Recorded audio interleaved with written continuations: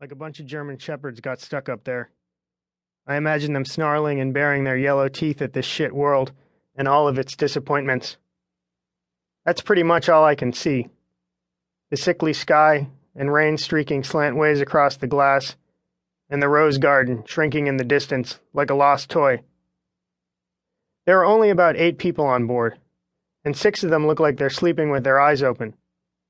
This man 3 seats in front of me is snoring so loud, it sounds like he's drowning in a bird bath, and this old black woman keeps crying into an Easter basket. I don't even know when Easter is. Maybe she just likes carrying around Easter baskets. She probably had something in it that she lost, like some money or a picture of her dead pet. She's wearing a pink shower cap with little yellow daisies on it, and she's sitting about 4 rows in front of me, and her crying almost sounds like Santa Claus laughter. Even though it's March, I keep thinking she's going to turn around and scream, "Merry Christmas, foolish-ass bitches!" like she's been saving up all her sorrow and hatred, and this skanky bus is the only place she can let it out. Man, I wish I had that iPod Fat Larkin gave me. I wound up giving it to Branson. He's the guy I did meth with last night. He was my best friend in Portland, and the one I will miss the most. I stole about 50 iPods for Fat Larkin. Me and this kid Bobby Job were Fat Larkin's iPod thieves. Bobby Job has emotional problems, and likes to stick mechanical pencils in cats' anuses, especially this one cat called Acrocat, who sounded like a dental drill when it meowed.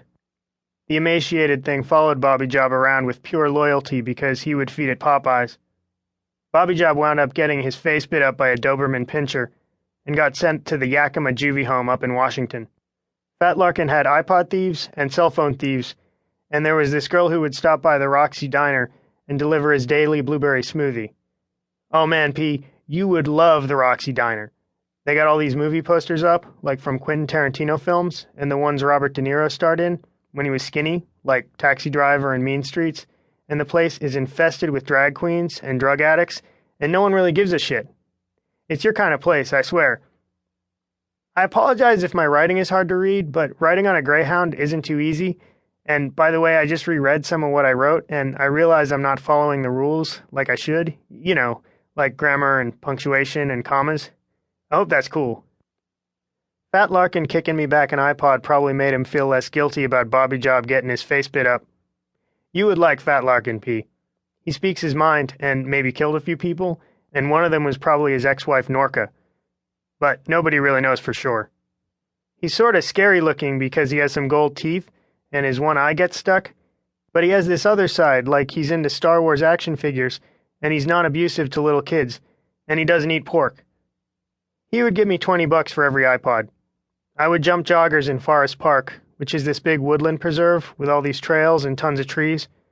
I mostly went for mom types or fat people because they were the easiest to knock unconscious. I'm still small for my age.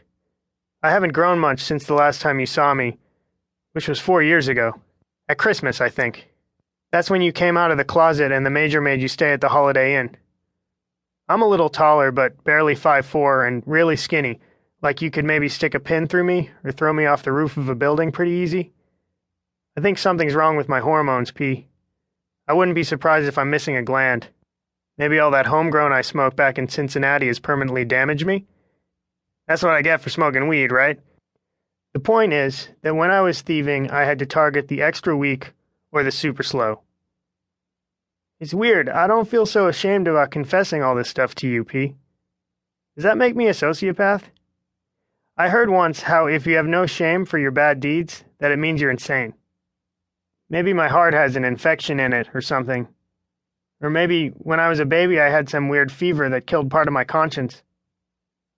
After a few weeks I had to stop hitting Forest Park because these cops started riding around the trails on mountain bikes. My iPod victims never even saw me because I would sneak up behind them and hit them in the back of the head with this heavy alarm clock that I took when I ran away from Buckner. It was my roommate Taurus's clock, and he got it from the cadet store. It's metal with the Buckner Military Academy seal on it and mad sharp edges, so a good thump would put down even the most obese person pretty easy. Once I knocked out this tall woman with huge veiny hands, and when I was disconnecting her iPod, I saw she was wearing a medical chain around her neck that said she was a diabetic. I felt bad, but I don't think she died or anything.